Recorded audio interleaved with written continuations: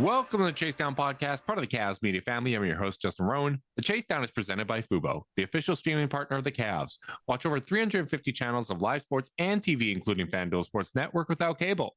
There's no cost and no commitment. Try for free at FuboTV.com/Cavs. We have a scheduled podcast that is wildly off schedule. We were anticipating doing this last week. I had prepared for this last week. And then just before we were about to record, the Peyton Watson news came down. And if I'm honest, I am still basking in the glow of that trade. I am so excited to have Peyton Watson in the mix and what it means for the Cavs.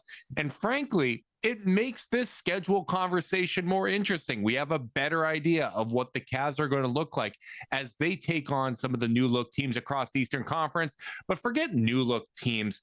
What about the old school teams? And joining me today is my co-host, Carter Rodriguez. Old faithful, how you doing, buddy? It's nice to be among the old teams, you know, the dynamic duo, the worst NBA Jam t-shirt you've ever heard of. We really would be the absolute worst. Like, I can't think of a less deserving pair. The athleticism, just terrible. Stamina, terrible. Takes off the charts. So off the charts. Right here. Yeah, go ahead. I gotta say, I'm more excited about Peyton Watson than I was last week. Sometimes you make a trade and you're just geeked because it's new. And sometimes you make a trade and you're like, no, I really think this is going to be valuable. And I did want to just say, I was thinking a lot about the defensive versatility he brings.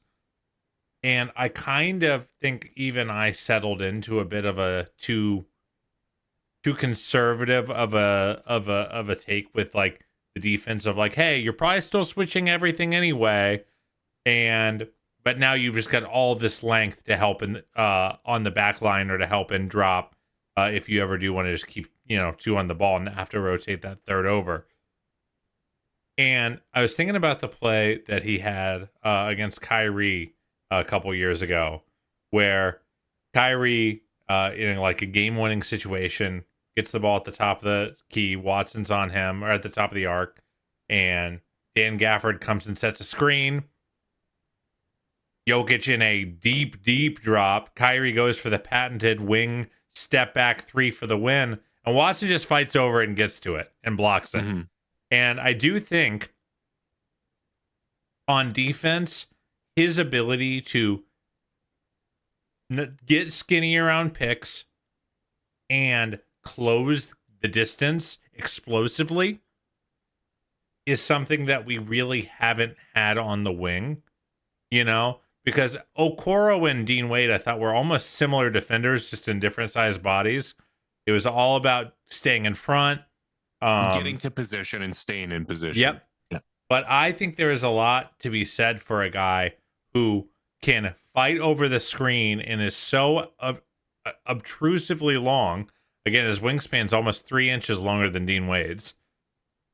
And he can just protect against the step back as he fights over and close the distance to get on their back hip. And unlike when a guard gets a guard on his back hip, they always call that getting him in jail. That's not jail for Peyton Watson because he's just going to block any layup attempt you put up. So right. I am particularly excited about him and just how we just kind of haven't gotten to have that archetype of defender. Mm-hmm. And it like LeBron's probably the closest thing, but he was always kind of conserving his energy elsewhere, and you just didn't see those kind of plays that often from him defensively. Remember the podcast we had back in 2018 where we were wondering, can you have a top 10 defense if LeBron is on your roster? Yeah, because he just didn't go to it that often, and the effort was not there. And I'm really excited for Watson. All that to say, and I think I'm more excited than I was. I certainly, as I've been sitting with it and the shock of the trade goes away and everything, I've also increased my excitement. I think I feel better about his offensive upside, and some of that might just be watching the highlight reels and like really kind of getting in the dirt. I'll tell you what, I watched every one of Peyton Watson's makes this last season. So as far as I know, he never misses. I watched that one too, and I love like the defensive playmaking highlight reels and stuff too. Like that's a lot of fun. A few thoughts on what you said. One, I think you're correct, and I agree. I don't want to see a switch everything defense. Like I said that before when we got him, right? Like I want to see the Cavs make teams earn that switch, right? Like eventually you're going to give it up in certain situations. But soft switching is just not something that philosophically, when it comes to basketball, I really enjoy. Two, you might be the first person to have ever said the words Dan Gafford. I enjoyed that. I was bummed that you didn't transition from the Dan Gafford to a Nick Jokic there. That I thought you had a real nice opportunity, but it tickled me a little bit. I was tickled doing it. I enjoyed it. And, you know, the other thing that I was kind of thinking about, just reflecting on the podcast we did last week, we were talking about the backup power forward situation and all that, and kind of the opportunities that were opened up by the roster. And I know we'll get to the schedule talk in a moment, but I do think discussing how you feel about the rotation and how the Cavs rotation is going to settle out is informative when you discuss how the Cavs can approach the regular season and this grueling regular season schedule that they have, because we know for a lot of people, what the Cavs do in the regular season isn't going to be meaningful to them. I have consistently felt like there are positive indicators and negative indicators that you can take from a regular season. But I think that the Cavs are going to, as a result of the trades they've made and as a result of where they got last year and how much further they want to go, I do think that there is going to be a different approach to the regular season this year. And the two kind of roster spots that I think the most questions exist for are the backup power forward spot and the backup point guard spot. Because functionally, you know, Jared and Evan are going to play the majority of the center minutes, right? Whether I know they start together, but that's functionally your backup center. And we're fine with Thomas Bryant coming in there and giving minutes. Like I think he was more than serviceable. I thought he was a good addition for the team. But really, your centers are Mobley and Allen. Yes. In a competitive game. Absolutely. And we know that the forwards that the Cavs have, whether it's Payne Watson, whether it is Jalen Tyson, maybe Mario Hezonja, they might be playing some small ball four as well. But we haven't talked a lot about Naquan Tomlin and whether or not he is able to make a bit of a leap and potentially contribute within this rotation. And I want to get a temperature check of where you're at, because obviously there's not a big conversation to be had. It's, can he take a step forward and earn minutes, or will he not? Right? Like we know what he is. We know what he brings to the table. We saw stretches of last year where he was actually giving them valuable minutes and he was playing really well. Do you have some curiosity or hope for what Naquan Tomlin can bring as a backup power forward next year? I just think it's the wrong team right now, you know? Like, I think if we were a team going through a rebuild, I might say start him, you know? I just think it's like I've always been a Mobley hater, but yeah, I get it. It's just a tough spot for a guy still figuring out how to contribute to winning at the highest level. Do I think everyone's going to get a chance to play this season? Yes. Why do I think that? Because that happens every season. If you're good enough to play, the season will provide you opportunities to do so. And I think my confidence that Naquan will step in and be as good as last year are pretty high. And I thought he was pretty good last year. Do I expect him to be challenging for a rotation spot? Not right this second. I think it would almost be one of those things where, like, like some of our swings aren't working out. Let's give Quan a try and see where his progress is. If he were to find his way scenario in, that's possible where it's not, our swings aren't working out, but Naquan actually. I just don't think it's step one. So you don't see a possibility where he can like earn that in camp, right? Because I think what Jalen Tyson did in the preseason last year established him in the rotation sooner than we were expecting, right? Like when we were doing our preview podcast, we were debating whether or not he was going to be in the rotation. I felt that he was, but you felt like he's going to be in that 9-10 range, and he started the season higher up. Do you think that it is possible for him to earn a rotation spot? I think it's possible. I just wouldn't bet on it. I mean, he wasn't a first round pick for this team at a huge position of need at the time. Like, I know backup power forward's a position of need, but it's also a position that you can cobble together. And right. And so, like, I just kind of think it's unlikely. I think it'd be great if he just went and took it. I think that would mean the 3-point shot had taken serious progress, which looked pretty good at Summer League for the short time we watched, and that the defensive kind of positioning and understanding had gotten stronger with, a full year of seasoning. I actually thought the stretch where he struggled at the end of last year was good for him almost. Like, it was like a little bit of like a, hey, there's levels to this reminder. Mm-hmm. So, yeah, I mean, my bet isn't yes right this second, but like, do I see a world? Yeah, sure. It's just not where I would start on a team that's trying to win an NBA championship. Yeah, I think that's fair. I also think if the expectation, especially bringing over someone like Mario Hezonja that just won MVP in the Spanish League, and you have Peyton Watson in the mix, like, all of a sudden the Cavs actually do have a lot of options at the forward position. There's not a lot of pure power forwards, which is scary. It absolutely is scary. But, you do have forward and wing options between Peyton, Jalen, and Mario.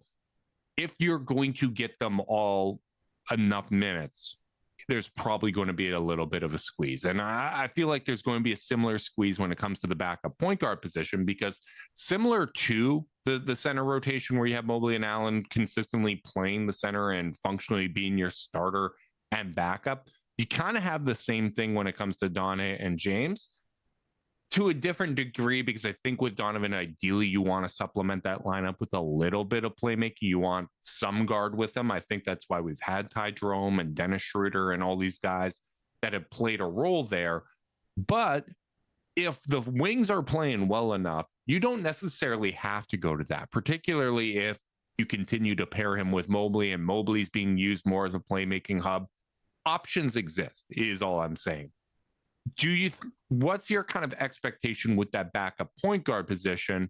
Because I think right now, just my assumption of what it's going to be, I do think that there's going to be an opportunity for Tyrese Proctor, Craig Porter Jr., and Malik Thomas to compete for one role. Yeah, I mean, one of those three guys is probably going to get an opportunity because Kenny's going to go deep in the rotation in the regular season. Well, you don't got to go deep in the rotation. The Cavs only have 8 written in pen rotation spots right now. And really, one of them is a gamble on its own in Mario Hezonja.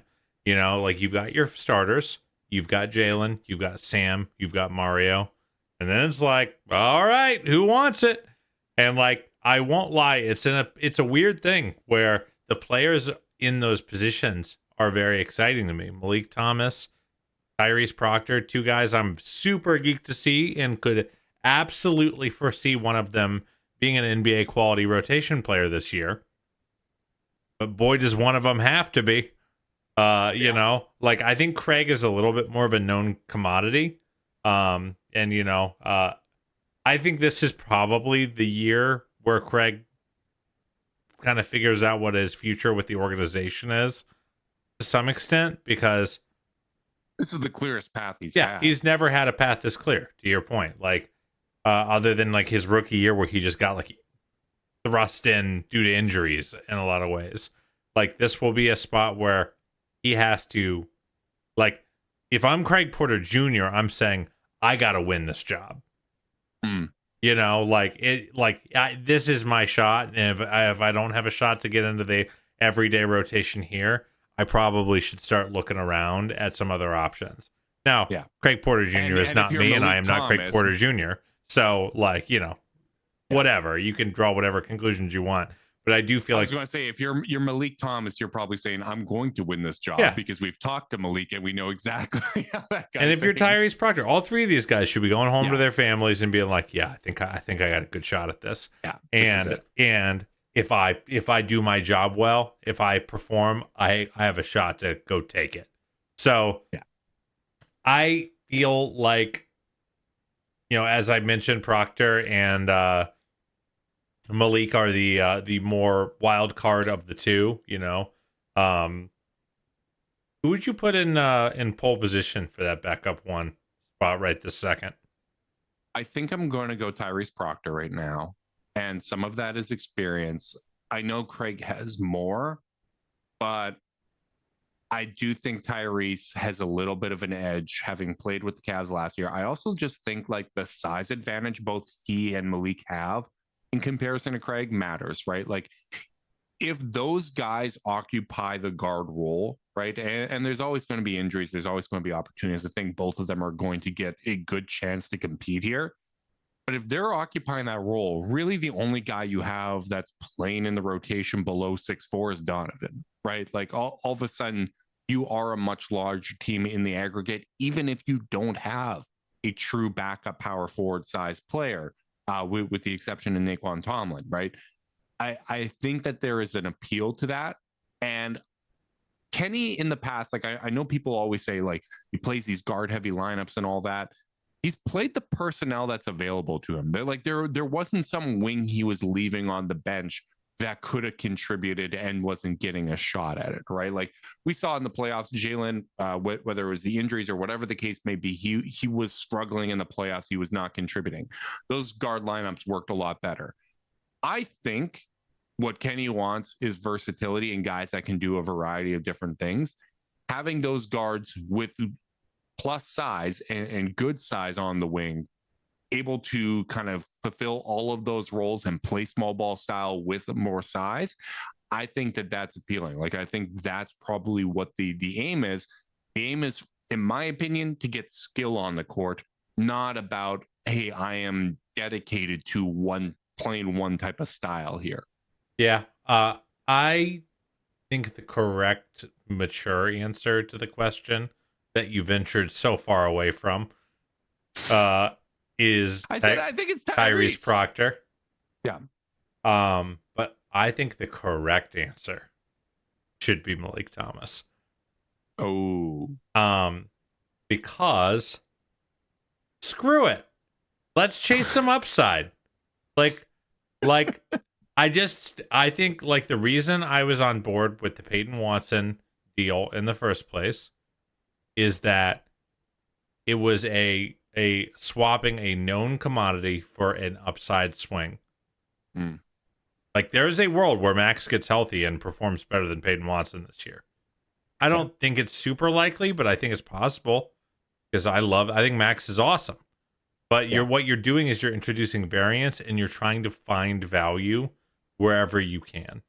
And no one has shown a ceiling in the short time as a Cavalier that Malik showed. Tyrese Proctor did not have a summer league like Malik Thomas had.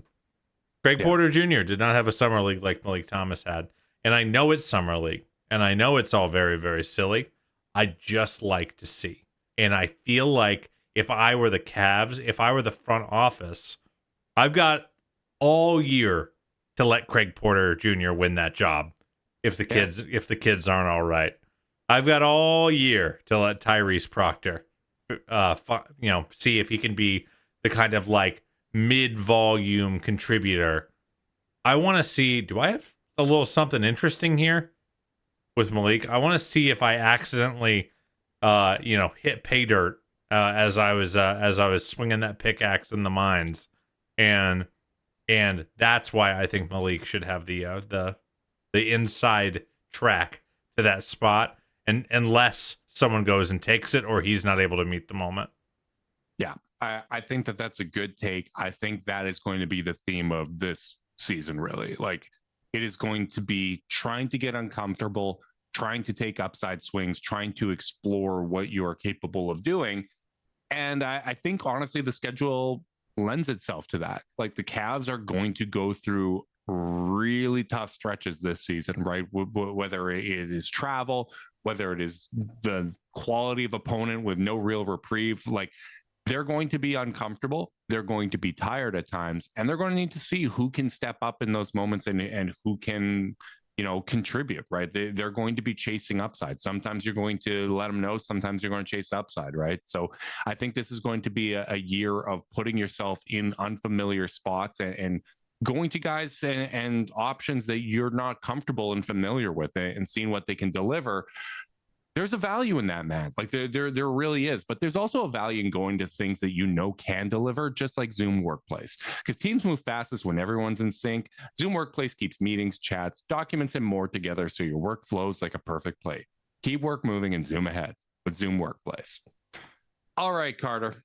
I took a look at the schedule. I love nerding out on all of this stuff and looking at travel patterns and things like that. Rain down on me, Mr. Rowan. There are highlights and there are lowlights. The Cavs they have 16 back-to-backs this season, which is tied for most in the league with 4 other teams. They have the 6th highest amount of rest disadvantage games this season. And the other thing that jumped out to me that I remember 2 years ago when the Cavs, basically it was like February to the end of the year, where they were on the road all the time. If they played a game at home, they were leaving that night to play somewhere else. It was like one extended big road trip. That is happening again, my friend. We have 24 straight games in different cities from December 21st all the way up to February 6th, where they play February 6th and 8th, home games versus Orlando and Toronto. That is brutal. There are stretches in there where they get some time off. It's not every other day like that brutal stretch 2 years ago was. Like the Christmas break obviously is in there. They got 3 days rest there. They have another stretch where they have 2 days off, but they only have 2 occurrences of 2 days off within that stretch where they are traveling to all these different cities. And like 2 of the rests are at the front end of it when you don't need that rest. That is just an absolutely brutal stretch.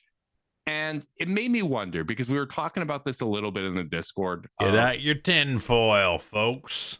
It's not even tinfoil, man. I'm sure it has to do with arena availability and all this kind of stuff. But I was looking at other teams, and specifically other teams in the geographical region as the Cavs, right? The Cavs do have an advantage from a travel standpoint in that they have a lot of short flights they can do, right? It is easy from a scheduling standpoint. You're going to Detroit, you're going to Indiana, you're going to Philly, right? Like there's a lot of options right there. How many stretches like this where teams don't play in the same city twice in a row? What's the longest streaks for all these other teams? For Philly, it is 8 games. Remind you, the Cavs are 24. Detroit, 9 games. Toronto, 9 games. Boston, 10 games. Indy, 7 games. Right? Like we always bring up kind of like these scheduling anomalies during the season, and we usually say it before it happens, because we say, hey, they're playing 4 in 5 days here. If the 4th game they look tired and they miss a bunch of open threes, don't be surprised if that happens. It's not bound to happen, but it's much more likely when you're dealing with that because of the marathon of a regular season. And the response is always, everyone else has to deal with this. This is a unique situation that other top teams in the Eastern Conference are not dealing with this season. It's a challenge. No way around it. It just doesn't feel like the schedule gods were super nice to our boys this year. As you noted, could be all sorts of reasons. Algorithm has to spit out a loser every now and again. Never, we have no idea how the arena hold process works. But man, it's a long stretch for a team that has some guys who kind of tend to need rest in that portion of the season. And I think you're right that the depth is going to really matter, and your 12th, 13th, and 14th guys are probably going to get to play a little bit, just as the team, kind of starts getting groggier and groggier. Yeah, you're not able to play playoff minutes during that stretch, right? Like I remember when it happened 2 years ago, everyone got their agendas out, right? Like because during that stretch, Ty got worn down and needed a week off. Donovan wore down and needed a week off. Darius, that's when the toe thing started to pop up during that stretch, and he was the one guy that kind of kept playing there. And because the shooting splits for Donovan and Darius dropped off, people were talking about, it's the rule change and things like that. Like after the All-Star break, like everyone was kind of feeding it into the agendas when, sometimes the simplest explanation is the best one, which is, hey, this is 2.5 months where they are not getting any break, right? And when I was looking at the schedule as well, I was looking at how they open the season. And my goodness, like, it is not easy, right? Like, you have Minnesota in that opening weekend. You play a home and home against the Oklahoma City Thunder in the first 8 games. Then you follow that up with a 5-game stretch of Philly, New York, the Charlotte Hornets, who might be better without LaMelo, the New York Knicks, and the Miami Heat. Like, this is really, really tough at the start of the season. I mean, and you open at Philly. You failed to mention that. Yeah, yeah, I kind of buried the lead on that one. Yeah, the leadiest lead, the most prospectively painful game you could play if it goes wrong. And that might be the only game all season that Philly is healthy and has their full lineup. So you're not even getting an advantage there, right? Like, playing Philly in December, half of that team could be out. So I'm looking at this tough stretch, this tough schedule, and it just makes me think, like, again, I think the right decision for this regular season is to explore the space. Let us see what Peyton Watson can do, because we need to explore upside. The 3 guys that I think are already rotation players that we know are rotation players, not guys like Tyrese Proctor and Malik Thomas, who we know have upside but are still unknowns on whether or not they can earn a consistent rotation spot. But the 3 guys we know are rotation players or better that still have untapped potential are Evan Mobley, Peyton Watson, and Jalen Tyson. I think, regardless of performance, Peyton Watson and Jalen Tyson should be playing starters minutes, damn near, like at least 28 minutes a game, because we need these guys to be exploring the space. We need to ride or die with them, because I talked about on the last podcast, but if Jalen Tyson as your only kind of wing playmaker, if that's not working out, that's a data point you need to figure out. You need to completely exhaust that option and try to develop it as much as possible. And it might be ugly at times because you're playing all of these tough teams.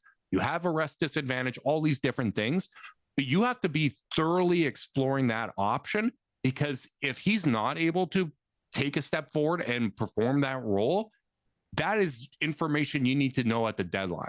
And that doesn't mean, oh, he can't do it, so we ship off Jalen Tyson. No, I think that means you're exploring bringing in someone else that can kind of provide some of that perimeter playmaking. But you really, really need to see what untapped potential you have in those 3 guys. And that should be the priority of the regular season, because we know what James is, we know what Donovan is, and we know what Jared is. These are the 3 that we actually have to find out about. One nice thing about getting minutes, and probably more importantly, usage to Evan, Jalen, and Peyton, is it also does kind of democratize the wear and tear a little bit.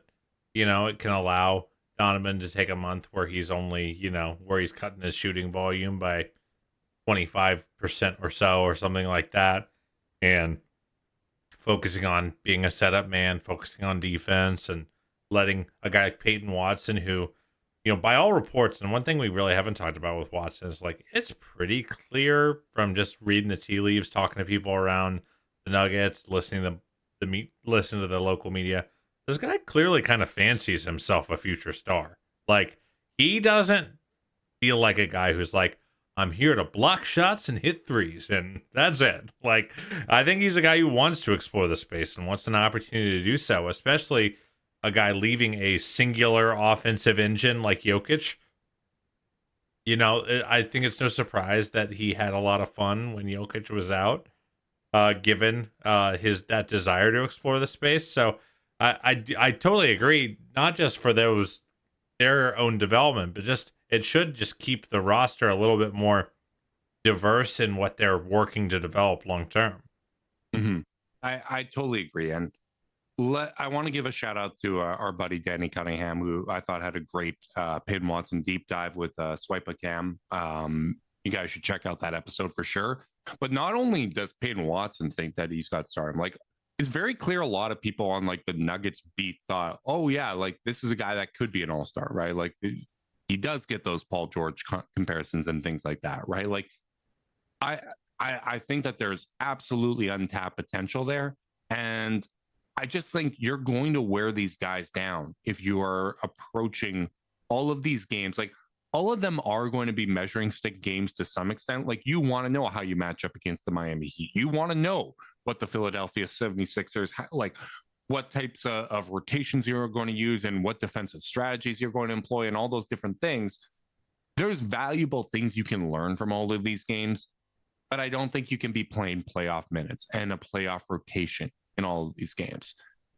I think the important thing is to try to insulate these guys that you're trying out, right? Like if Malik Thomas is going out there in a game against the Knicks, I want to see him out there with Donovan Mitchell. I want to see him out there with Payne Watson. I want to see Evan Mobley on the floor and you know, someone else that you can kind of trust, right? Like I don't want it to be, okay, here's the young guy brigade, right? Like here's Tyrese, here's Malik, Payne's out there as well with Jalen, and Evan go cover for everybody. Like I don't want it to be that. I want it to be blended, and I would anticipate that's what Kenny does, right? Like for all the conversations about starting two bigs together and the guards and all that. Yeah, everything always gets staggered. He staggers a ton, right? So I think that they have the infrastructure here to build out functional lineups where the roles of these younger guys are going to be a little simplified, right? Like Malik's going to be asked to make the right pass, to take open shots, to play with confidence, but not necessarily run in an offense and have all of that responsibility on him, right? And I think the same is going to be true for all of these other guys. By the way, on the Malik front, did you hear our friends at Dunked On compare him to Delonte West? It was they were just trying to warm my little old heart. It warmed my heart on the one hand because I'm like Delonte and Max are like my two favorite role player Cavs ever when it comes to perimeter players.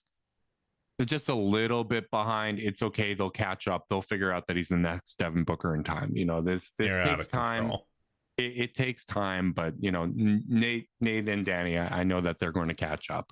But yeah, I think that because it is going to be such a grueling schedule, chasing 60 plus wins and all that, like I just don't think that should be the priority, right? Like it really should be, we don't care about our seeding. We know that we can go out and win a game on a road. That's one of the things that we proved last year, right? Like but one thing I will say on that front, like I think some of their, like there's a difference between taking the regular season seriously or taking or using it to experiment and taking it seriously.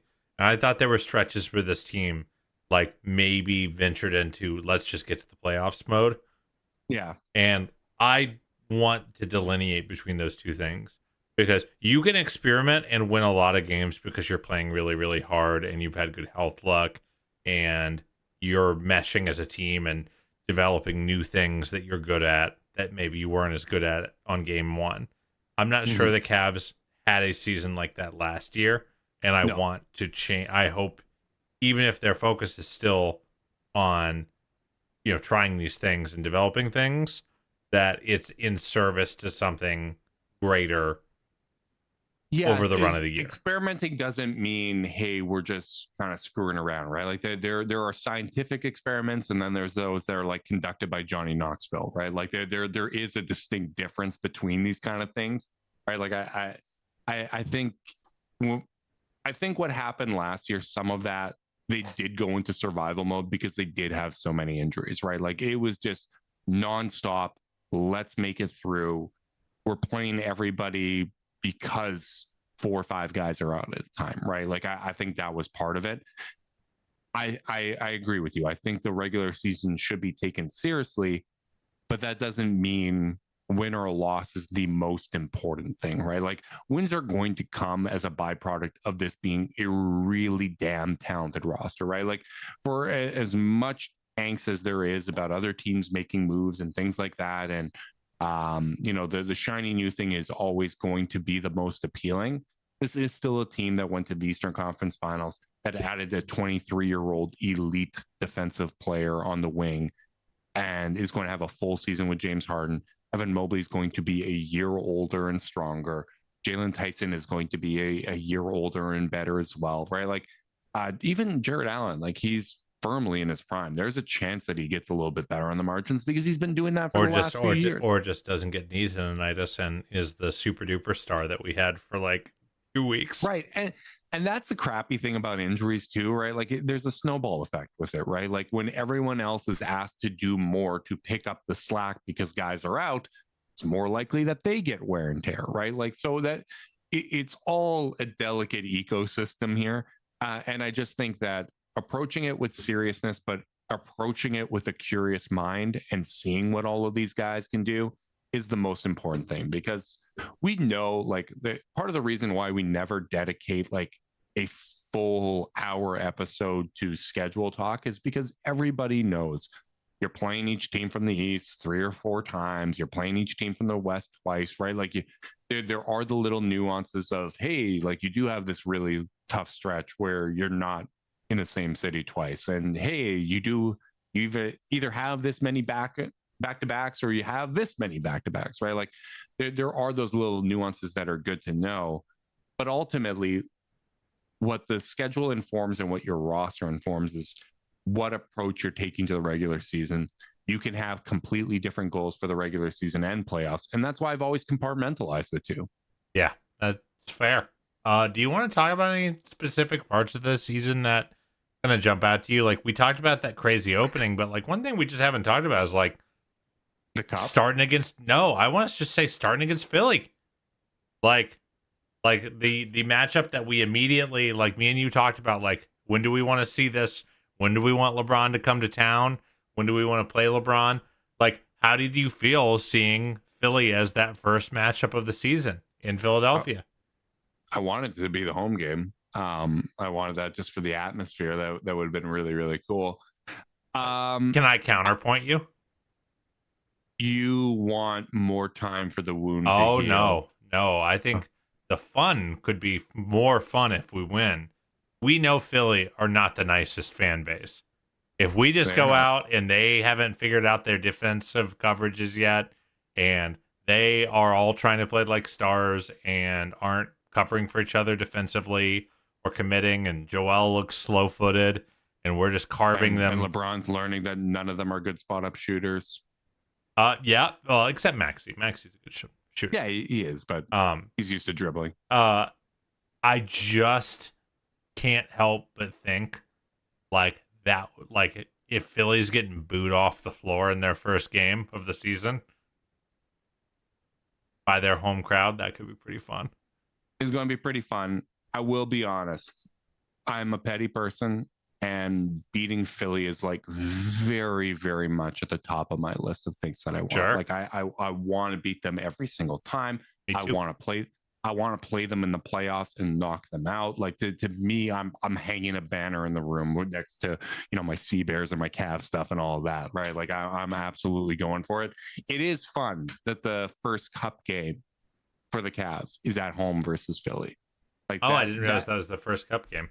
That is fun. I think that's November 5th, if I recall correctly, but like that is going to be a really, really good environment. But you're right. It takes time to figure it out, right? I think back to when the Heatles first came together and Cavs got out to like that early lead, and that was like 10 games into the season. And I that's kind of like the turning point for Miami to start to figure it out. Yeah. The game one's a different animal. I remember the Knicks beating us in the first Kyrie, Kevin, and LeBron game, right? Yeah. Like, and I don't think it's going to need to be that type of upset. Like, I do think that the Cavs are capable of beating Philly in a series. Yeah. Like, I think people are going to give them a nod because of the talent that they've amassed, but and it's a lot of talent, no way around it. Absolutely a lot of talent, right? And we're just going to need to see how it all fits on a basketball court. But the Cavs also have a lot of damn talent on this roster, and I think Peyton Watson makes things a whole lot easier. I think we're going to see some James on James. Like, just let's have James Harden out there bodying up LeBron. What are your matchups for the starters for that specific matchup? Yeah. I think I'm basically like, you kind of won me over when you're talking about let's just play James at power forward because he's going to be guarding that player anyways. Like, defensively, just play him there. I think you got to put Payne Watson onto Maxi, John probably onto VJ, and then Evan. Like, are they going to be starting Dean? Like, No, I think it's going to be Edgecombe. Oh yeah, sorry, Jaylen Brown. I would put Peyton on Jaylen Brown. I'm putting Payton on Jaylen Brown. Actually, yeah, I retract my statement. I was surprised by you putting him on Maxi. I think Don's got to guard. I forgot. Don's got to guard Maxi. 1 star more than I realized. Yeah, that is a very talented team. But yeah, proceed. I think Don has to guard Maxi in that matchup. Oh. Harden takes Edgecombe, and then you just play straight up. Watson on Brown, Mobley on LeBron, Allen on Embiid. Mobley does a nice job on, right? Yeah, Mobley does a nice job on LeBron historically. Allen does a nice job in Embiid historically. And I think you just outscore him, to be honest. I do think that we're going to be able to play defense on them, right? Like, I actually think that that's probably a team that you do play some zone on. Right? Maxi's the one guy that you get scared of. Just with the addition of Jaylen Brown, you can't just upsize on him. No, you can't. And that will be the matchup that scares the crap out of me. And that's one of those spots where Don needs to get to being neutral defensively, right? In that situation. It's funny because, like, from a matchup standpoint, I feel like going against the defending champs is almost an easier matchup to kind of figure out. Yeah, right? Like, I think so. I think it's really easy to. I didn't think the matchups last year were hard. I just think they needed to execute better. Yeah, that's fair, right? And I out of that kind of cup talk, because the Sixers and Knicks are part of it, also the Miami Heat and the Indiana Pacers. What's your confidence ranking of those four, and where do the Cavs currently kind of rank amongst them? Like, my confidence in the Cavs to beat them, or confidence in those teams? In them, just in general. Like, if you had to guess how those teams are going to stack up, like, I think right now, Knicks, Sixers, Pacers, Heat, in that order. Interesting. I think I'm giving the Heat a nod over the Pacers because, like, I think Jason. I want to see how Halliburton looks. The thing is, Jason Tatum not being good last year when he came back from the Achilles, but all of the Boston media talking like he was good, I think has shocked everyone into thinking he was shooting 45-40 from the floor. He was not doing that. Like, it is tough to come back from this injury. I expect Tyrese Halliburton to take some time to get back into form. And might I remind you that form for Tyrese Halliburton was a third of the season he was struggling and off. Then he'd be really great for like 2/3 of it. Or sometimes he was off for 2/3 of it and he's great for the last third, right? Like, he was never someone that put together a balanced 82. I just like that. I like a lot of guys on that team. It's not just a Hallie thing. And also I was wrong. I thought they'd be a lot better than they were last year. So maybe I'm just wrong. And I think Zubac isn't like the typical rim running role. It's a weird fit. It's a bit of a weird fit. With some bad juju because he cost him a top 5 pick. and he's not going to be popping it from 3, right? And playing 5 out. Like, I think there's going to be things that they're going to have to figure out. Rick Carlisle's a really good coach, and I think the Cavs are going to be able to once again steal some notes of, all right, Pascal Siakam, how's he playing next to a traditional center? Maybe we should steal some of that for Evan Mobley because we want him to be doing similar things. But I mostly agree with you. Like, I think right now the Knicks and Sixers, you give them a little bit of a nod. I think some of it is an advantage that the Cup is played at the start of the season because the Sixers are going to be figuring things out. So maybe the Cavs can get a little bit of an edge and win that Cup game and kind of get themselves in position to at least advance or be a wild card team. But I think right now, out of those 5 teams, Cavs included, I'd put the Cavs kind of squarely in the middle with the opportunity to be better, of course. Yeah, I think so. I really want to see them make bracket play. It's like, pardon me? I want to see them make bracket play. Like, it has, all these other fan bases have gotten to have fun these last couple of years, and I want to end, baby. Yeah, I'm a little bit of Squidward, just kind of watching through the shades, being like, I want to do that. That seems fun. Yeah, to be in a it seems single elimination tournament. yeah. Isn't it in Indiana this year? It is. Like, I'm probably gonna go if they make it.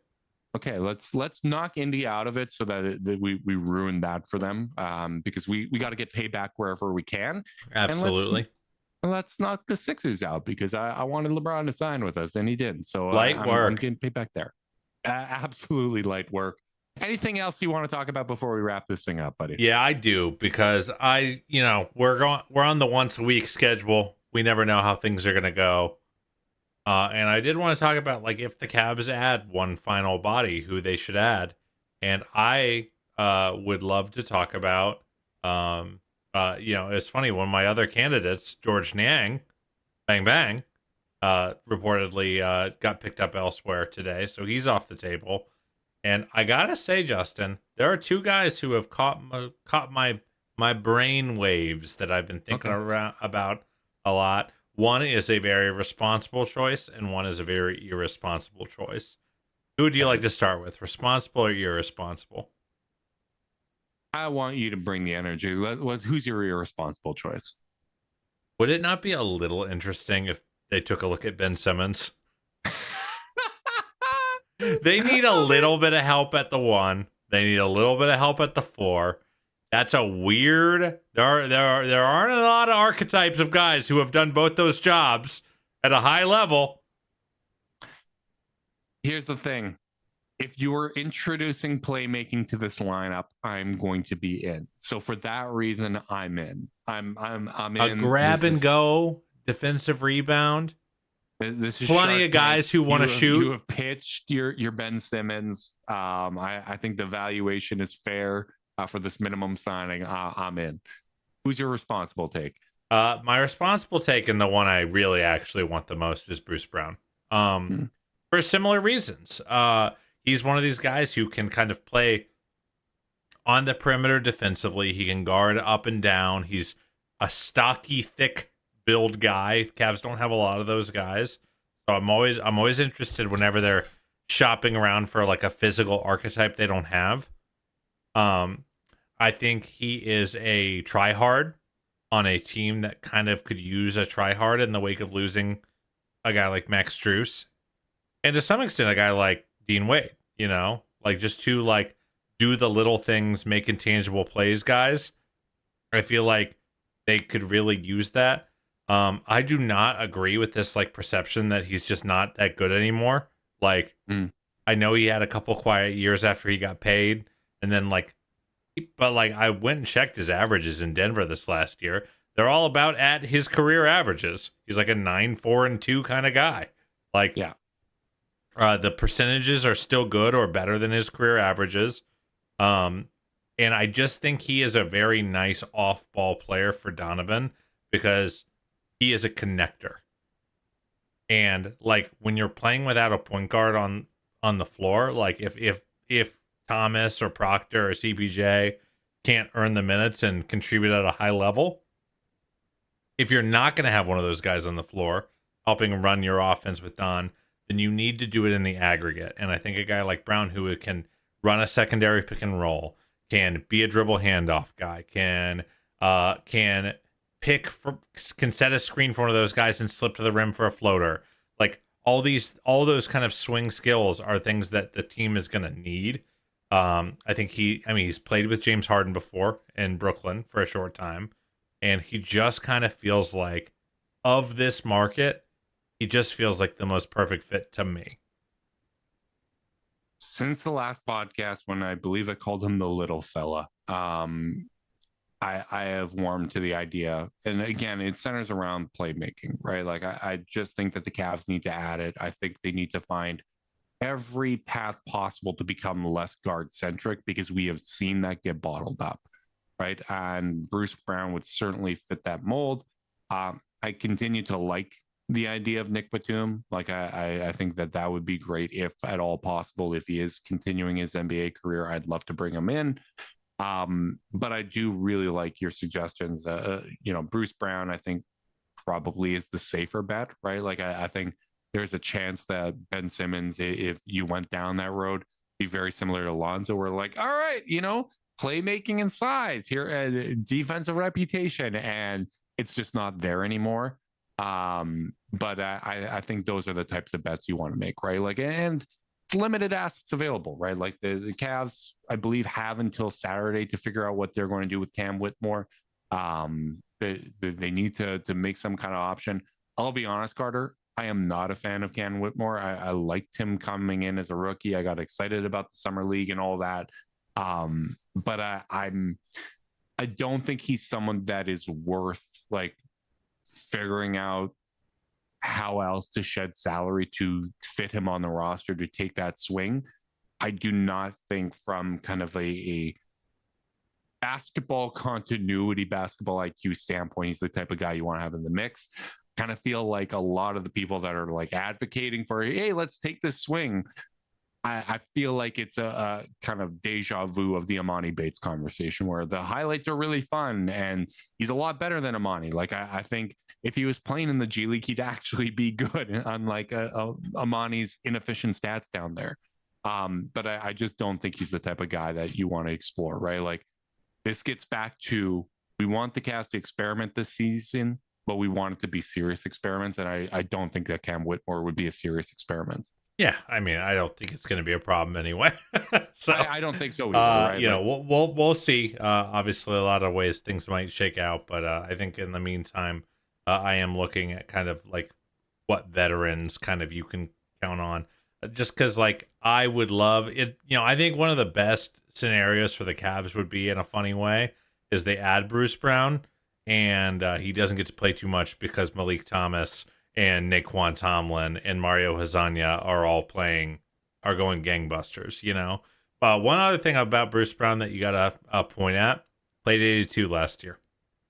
Like, and still was a 24-minute per game player for Denver. Yeah. So, you know, I feel like, you know. You also highlighted his stats. They were better than I expected. Yeah, because people talked about him like he was like washed. He's 30, Justin. And has had no serious injuries. With his career averages. Yeah, they're like in some cases better. So like I don't know. I'm excited about the prospect. I hope he gets a look. You know, with any minimum signing, there's a degree of riding the lightning, but I feel like there's a nice delineation between like a security blanket guard / wing and Bruce Brown. And some of the young guys that, you know, are upside swings at those spots too. Look at you prospecting. You already struck gold once in Denver. You want the Cavs to circle back and look if there's some more. I love it. Hey, you got it. That's the way it works. You ever heard of the gold rush? You gotta continue to see if there's that vein there and keep mining until you completely exhaust your options there. Big thanks to everyone that tuned in. We appreciate you guys hanging out with us on YouTube. Make sure you like and subscribe. Click that notification bell so you know when we're going live. If you're listening via podcast and you want to support us, leave us a rating, leave a review, subscribe, unsubscribe, resubscribe, and help cook those books. If you want to be part of Chase Down's exclusive Discord chat, send a screenshot of the review to chasedownpod@gmail.com. However you choose to support us, we really do appreciate it. Make sure you guys are staying safe out there. Until next time, go Cavs.